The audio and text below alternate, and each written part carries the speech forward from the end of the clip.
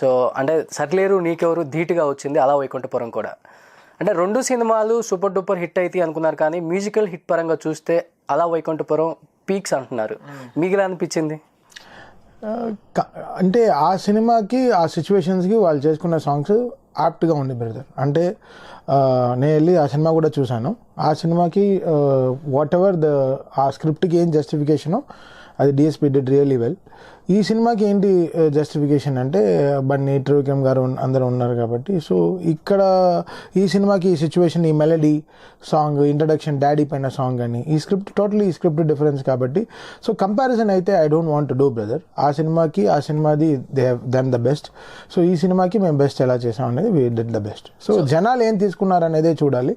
So I'm very happy that crowd have received all this Vaikuntapuram songs really well అని హ్యాపీగా, because we started our promotion really early, 100 days back నుంచి start చేసాం కాబట్టి that idea credit goes to Bunny గారు and Trivikram గారు.